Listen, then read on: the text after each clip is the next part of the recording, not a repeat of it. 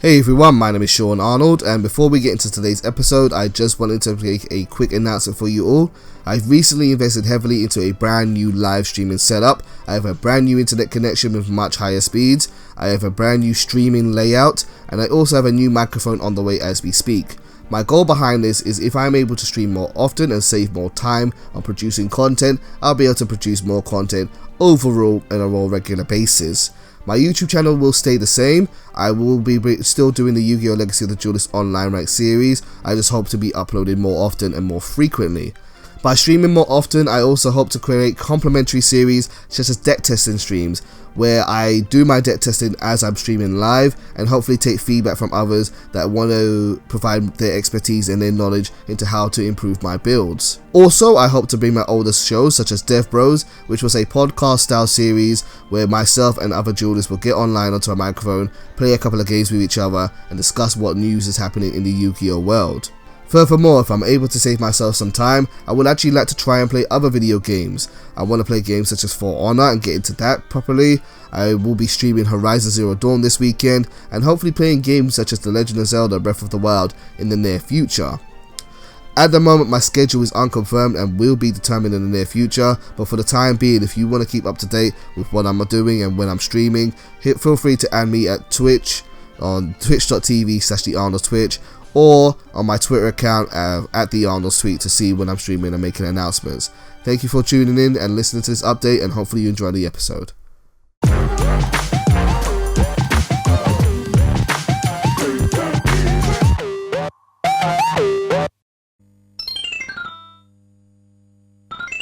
Archetypes. What makes an archetype good? To me, a good archetype is one which is able to achieve what it was designed to do through gameplay. Take for example the Harpy Ladies. Since their introduction, the Harpy Ladies have always been a group of sisters that swarm the field to harass and debilitate their opponents, and they still are that today. That's a good archetype. Similarly, there are the Cyber Dragons, a group of machines designed to overwhelm their enemies through their insane stats and incredible effects. And boy do I feel that anytime someone summons Infinity on the first turn. That's a good archetype. You see, what makes a good archetype good has nothing to do with its strength or competitiveness, but whether it feels like it's able to achieve its designed purpose. In the 2016 set Breakers of Shadows, we saw the introduction of the Destruction Swordsman archetype, which effectively had Yugi's BUSTA BLADER change job class from Dragon Slayer to Dragoon Knight. Dragoons are specially trained warriors with abilities suited to fighting dragons, but have also been known from time to time to work together with them in order to fight a bigger threat. And that unity is exactly what the Destruction Swordsman archetype embodies. A knight and his faithful wyvern working together in spite of race and allegiance to become a formidable partnership that can take down all challengers. So let's meet the Destruction Swordsman archetype. Like I tried to allude to earlier, the Destruction Swordsman archetype is really about two monsters, BUSTA Whelp and BUSTA BLADER. BUSTA Whelp being the faithful companion and BUSTA BLADER being the boss monster himself, or who used to be the boss monster. What's great about these two cards is that when they work together, they can actually grow up to become even stronger monsters. BUSTA BLADER, the Dragon Destroyer Swordsman, an incredible fusion monster which is fairly easy to bring out, and BUSTA Dragon, the heart and soul of this deck with an incredible inbuilt engine. The main focus of this deck is to get out BUSTA Dragon ASAP, and to do so you need one tuner monster and one non-tuner monster, which is fine considering BUSTA Whelp is a tuner type and BUSTA BLADER is a level 7 monster and 1 plus 7 equals 8. That works out really well together. And while there are many other ways of bringing out a level 8 synchro quite easily, we really want to try and focus on these two because they're level 1s and level 7s, and that's what works well together in the deck, and you need to play these two monsters in order for it to work. The rest of the deck though does become a bit challenging. BUSTA Whelp is an incredible searcher for the deck, and when he is normal summoned, he can search out any Destruction Sword card from your deck and add it to your hand, which is fantastic, except for the fact that its second effect becomes a little bit too specific. The second effect is you contribute this card and special summon one BUSTA BLADER from your hand or graveyard. This is great because it's a great way to recycle or to get out these big monsters from your hand so they don't just sit there and do nothing for a long period of time. The trouble is, however, we got a new reprint of BUSTA BLADER Destruction Swordmaster, and this card is not treated as BUSTA BLADER in your hand. So you can search it out through BUSTA Whelp, but if you add it to your hand, you have no real way of getting it out of your hand quite easily, and you have to find some kind of other means to do so. Also, BUSTA BLADER is, while it is a good card, isn't searchable by BUSTA Whelp, and you still have to run cards like Emblem of the Dragon Destroyer just to search this card out. It does slow the deck down a bit, and it does make it a bit kind of clunky. Furthermore, what's also a problem is, except for Dragon Buster and Destruction Sword, the other Buster cards are not level 1 and are not tuner monsters, which means they can't really work together in order to bring out your main monster, Buster Dragon. It becomes very difficult to try and run Robot Buster or Wizard Buster in your deck, because really you really just want them there for their effects, and they can't really be used as monsters to, say, bring out Buster Dragon. It makes this deck a little bit clunky and a little bit slow, but what I have tried to do for my build and for my deck testing is to find a way to make all of this work. And so let's get into a game here where I think I found a variety of solutions that makes this deck a lot more consistent and more fun to play.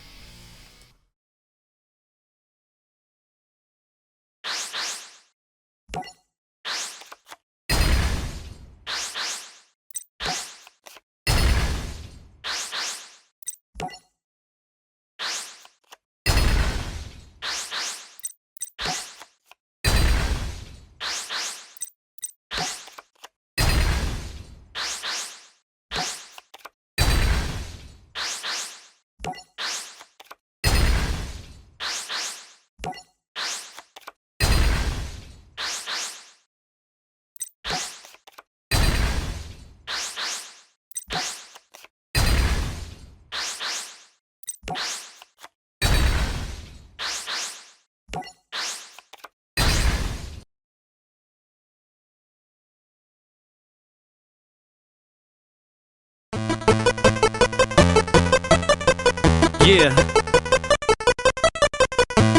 You see, the only thing you need to do right here is nod your f***ing head.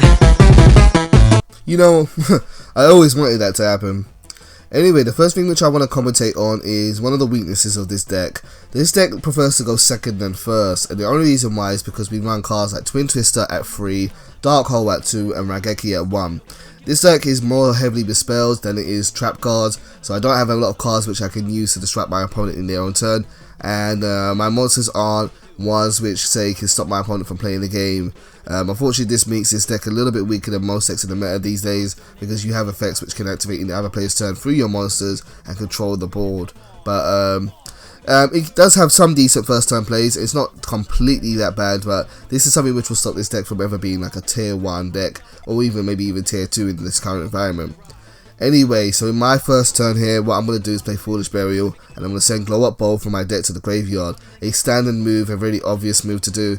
Glow Up Bulb is a level 1 tuner, which works well in this deck here, and also it revives itself from the graveyard. Now, one thing this deck can't really afford to do is make a lot of neg1 plays or neg2. It can't afford to play effects which lose me cards in the process, and normally when you play Foolish Burial, you don't actually get anything in return.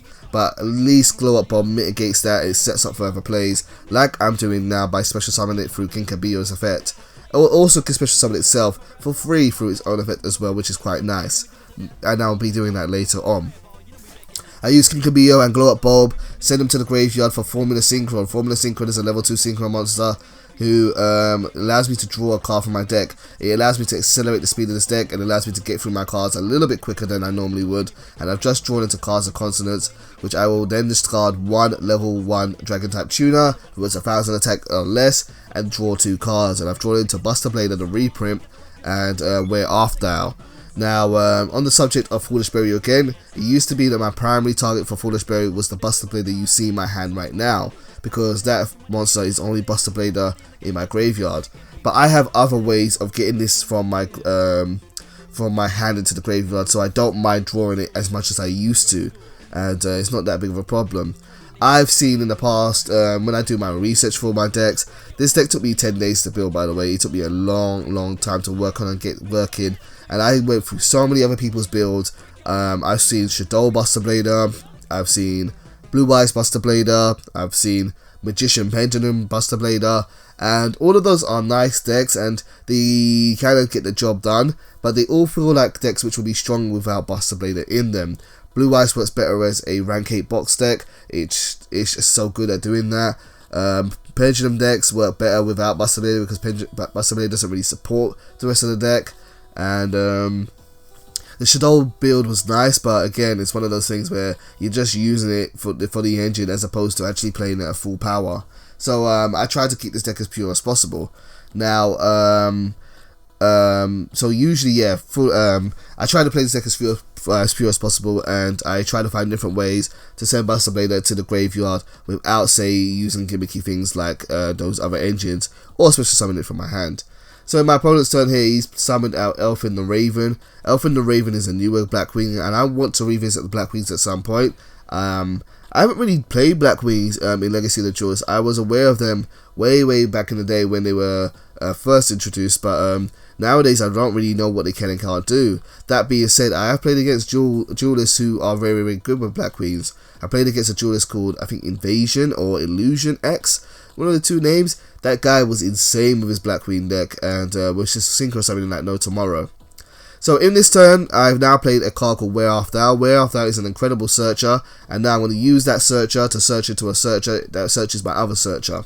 Wear Off Thou went for Sage with Eyes of Blue. Sage with Eyes of Blue can add a level 1 light tuner from my deck to my hand, and I searched out my Busta Whelp, which is the main playmaker for the deck and gets me my Busta Bladers from my graveyard onto the field.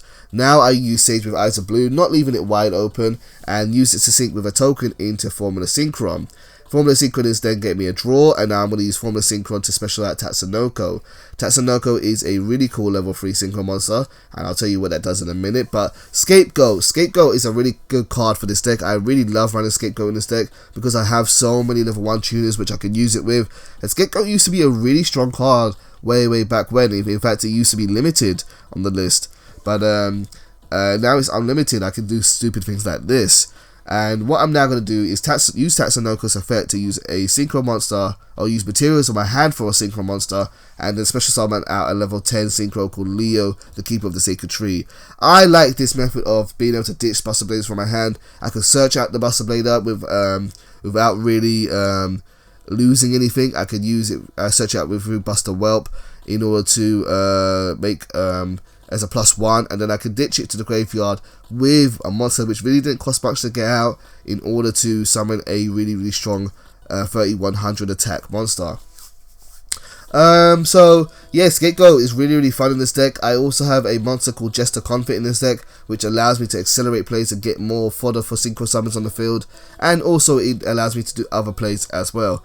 What's also great about Scapegoat in this deck is it does add a little bit of defense to the deck, because this deck doesn't really run trap cards.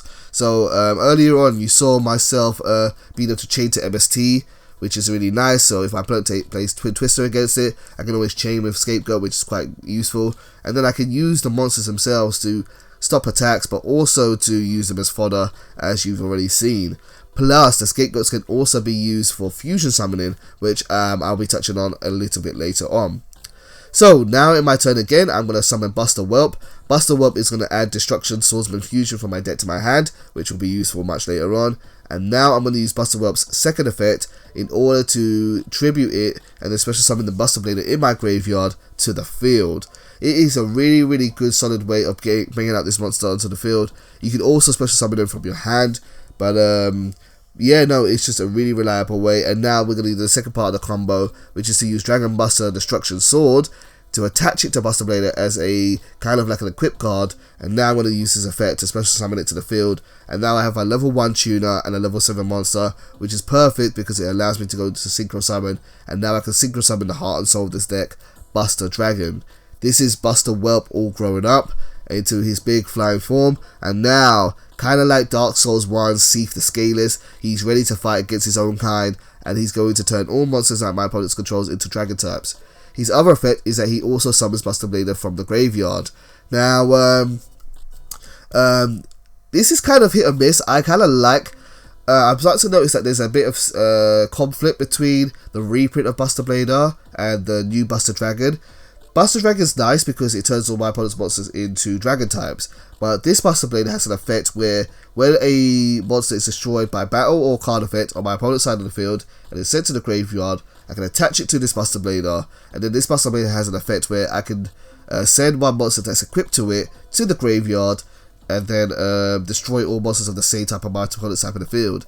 So in this situation, my opponent has I have a wing beast monster attached to myself, but all my opponent's monsters have been turned to dragon types, so I actually can't use the effect. So I might actually end up taking this Buster Blader out at some point, because it does have a little bit of lack of synergy, and I think that's a poor design choice by Konami when they invented this. I think they should have maybe found some kind of way so that Buster Dragon and this part version of Buster Blader could work together, but at the same time, I'm still keeping him in because he is searchable by Buster Whelp, and that comes in handy sometimes as well.